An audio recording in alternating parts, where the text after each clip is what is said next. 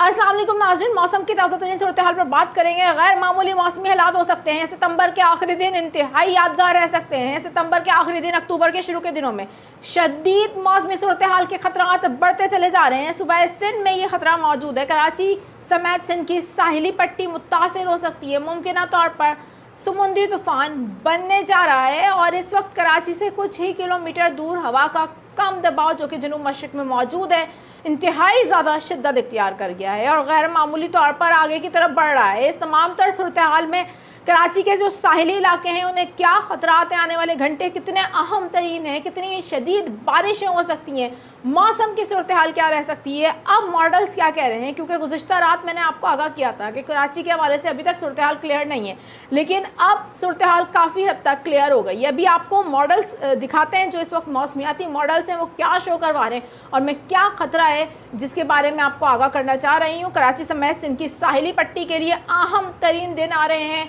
इस पर आगे चलकर आपको खसूसी अपडेट दूंगी। मेरा नाम है आयशा कादिर, खुशामदीद भी करूंगी आप सब लोगों को और उम्मीद करती हूँ आप सब लोग खैरियत से भी होंगे। व्यूवर्स, इस वीडियो को आगाज़ करने से पहले हमेशा की तरह मेरे वो नाज़रीन जो फर्स्ट टाइम मेरे चैनल पर आए हैं मैं उनसे दरख्वास्त करूँगी कि जल्दी जाइए चैनल को कीजिए सब्सक्राइब, बेल आइकन को प्रेस कर लीजिए ताकि इस तरीके की मालूमाती खबरें मिल जाया करें। हवा का कम दबाव खलीज बंगाल के अंदर तश्कील पाया और उसके तहत हमने देखा कि जैसे ही उसने आगे की तरफ मूवमेंट शुरू करी गर्मी की शिद्दत में इजाफा होना शुरू हुआ। हफ्ते के रोज़ कराची में गर्मी की शिद्दत में कई गुना ज़्यादा इजाफा देखा गया है। कड़कती हुई धूप थी आज शहर में और इस वक्त भी गर्मी महसूस की जा रही है। हवाओं की रफ्तार कम हो चुकी है। मैं आपको बता चुकी थी इस हवाले से कि आने वाले दिनों में हवाओं की रफ्तार मज़ीद कम होगी, क्योंकि ये जो हम देख रहे हैं इस वक्त एक हवा का कम दबाव है जो कि गैर मामूली तौर पर शिद्दत इख्तियार कर गया था और जिसके बारे में मैंने गुज़िश्ता रात वीडियो में आपको कहा था कि कुछ ही घंटों में ये डिप्रेशन में तब्दील हो जाएगा। अब ये एक डिप्रेशन की सूरत इख्तियार कर गया है। अरेबियन सी के अंदर ये दाखिल होगा तो बाकायदा तौर पर डीप डिप्रेशन और उसके बाद ट्रॉपिकल साइक्लोन बन सकता है। साल 2025 का एक ताकतवर तरीन समुद्री तूफान बनने के इम्कानात मौजूद हैं। इस वक्त ये सिस्टम कहाँ मौजूद है अभी आपको आगे चलकर दिखाते भी हैं और मैं आगे चलकर आपको यही बताऊंगी कराची के वो कौन कौन से इलाके हैं जो ज़्यादा मुतासिर हो सकते हैं, बारिशों के कितने इम्कानात अब बढ़ गए हैं और क्या ख़तरात हैं सिंध की साहिली पट्टी को, क्योंकि जो इसका रुख है वो हम देख रहे हैं कि मुसलसल ट्रैक किया जा रहा है और उसको ट्रैक करने के साथ साथ हम मुसलसल ये भी देख रहे हैं कि इसके अंदर तब्दीलियां आ रही हैं। अब से कुछ घंटों पहले जब मैंने आपको चैनल पर अपडेट दी थी गुज़िश्ता रात, उस वक्त ये सिस्टम कराची के बिल्कुल करीब से गुजर रहा था, लेकिन अभी सूरत हाल बिल्कुल चेंज हो गई है। अब ये सिस्टम कराची के इंतहाई नज़दीक आ गया है और बहरे अरब में दाखिल होने के बाद हम देखेंगे कि कराची के जो साहिली इलाके हैं उनके लिए ख़तरात बन गए हैं और यहाँ पर कुछ शदीद बारिशों के इम्कानात, गरज चमक के साथ तेज़ बारिशों के इम्कानात जो हैं वो अब हमें बनते हुए नज़र आ रहे हैं वाज़ेह तौर पर। साथ ही मैं आपको बताऊं शदीद तरीन गर्मी की लहर जो कि दाखिल हो चुकी है, इसमें मज़ीद इजाफा होगा। एहतियात बरतने की ज़रूरत है कराची समेत सिंध की साहिली पट्टी के लोगों को, क्योंकि आने वाले दिनों में दर्जा हरारत जो है मज़ीद इंक्रीज़ होगा। 40 डिग्री सेंटीग्रेड तक भी दर्जा हरारत जा सकता है जिसके इम्कानात मौजूद हैं और बिलखसूस मैं पीर मंगल की बात करूँगी। इस दौरान दर्जा हरारत इंतहाई ज़्यादा होगा और समुद्री हवाएं मुकम्मल तौर पर कट ऑफ हो सकती हैं। सी ब्रीज इस शहर में मुकम्मल तौर पर कट ऑफ हो जाएंगी जिसकी वजह से यहाँ पर इंतहाई ज़्यादा गैर मामूली मौसमी हालात का सामना करना पड़ेगा और शदीद गर्मी का सामना करना पड़ेगा। इस दौरान एहतियात बरतने की ज़रूरत है, ज़्यादा से ज़्यादा पानी का इस्तेमाल करें।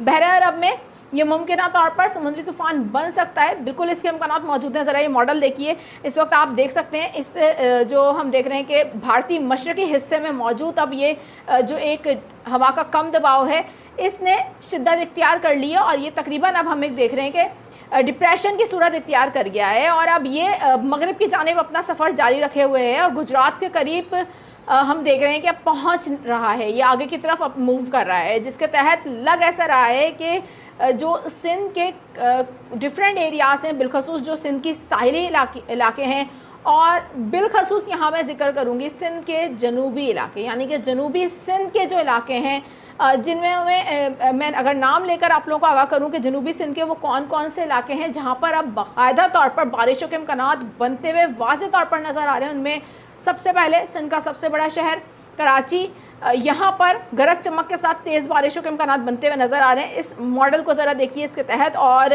इसके साथ साथ बदीन, ठट्टा, सजावल में अब बारिशों के इम्कानात हम देख रहे हैं बढ़ गए हैं, और ये सिंध के जितने भी साहिली इलाके होंगे, जो जनूबी सिंध के इलाके होंगे, यहाँ पर गरज चमक के साथ तेज़ हवाओं के साथ बारिशें हो सकती हैं, जिसके इम्कानात ये हैं कि 30 सितंबर से कराची समेत सिंध के डिफरेंट एरियाज़ में बारिशों का सिलसिला शुरू हो सकता है। 30 सितंबर से लेकर 4 अक्टूबर तक रोज़ाना की बुनियाद पर इम्कानात मौजूद रहेंगे कराची में बारिश के।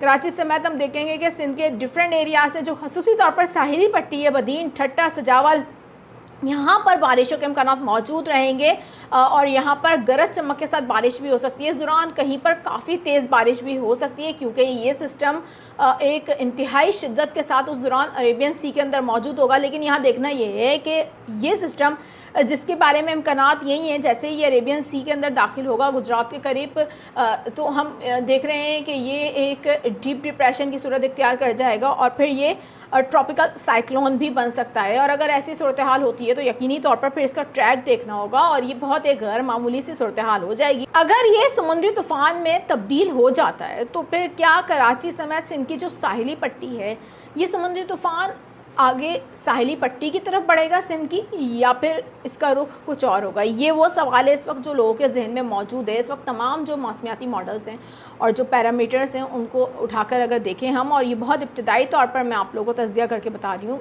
ये पॉसिबल है कि इसके अंदर चेंजिंग हो जाए, इसलिए क्योंकि मौसमी सूरत हाल पल भर में चेंज हो सकती है। लेकिन इम्कानात मौजूद ये हैं कि ये हम देखेंगे कि जैसे ही हम अब देख रहे हैं कि ये सिस्टम जो वस्ती भारत के जो साहिली इलाके हैं वहाँ से होता हुआ अरेबियन सी के अंदर दाखिल होगा, तो फिर ये एक ट्रॉपिकल साइक्लोन बन सकता है। इम्कानात मौजूद हैं।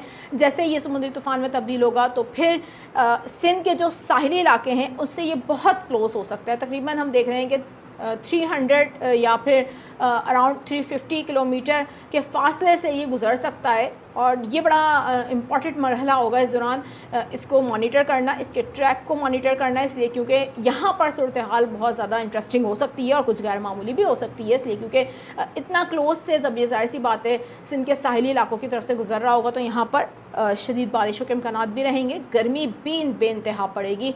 कराची समेत जितने भी सिंध के साहिली इलाके हैं वहाँ पर बेपनाह गर्मी में इजाफा होगा, और ये तमाम तर सूरत हाल रहेगी 30 सितंबर से लेकर 4 अक्टूबर के दरमियान। इस दौरान एहतियात भी बढ़तीएगा, बहुत ज़्यादा गैर मामूली सफ़र करने से भी एहतियात बढ़तीएगा, क्योंकि बारिशों के इम्कानात तो हैं लेकिन गर्मी भी बहुत ज़्यादा पड़ सकती है। अच्छा, यहाँ पर हम बताएं कि ये बाकायदा तौर पर सिंध के साहिली इलाकों की तरफ तो आता हुआ नहीं दिख रहा है। ये जो समुद्री तूफ़ान हम देख रहे हैं कि बन सकता है, ये पॉसिबल है कि ये बिल्कुल जो सिंध की साहिली पट्टी है उसके करीब से होता हुआ ओमान की तरफ चला जाए।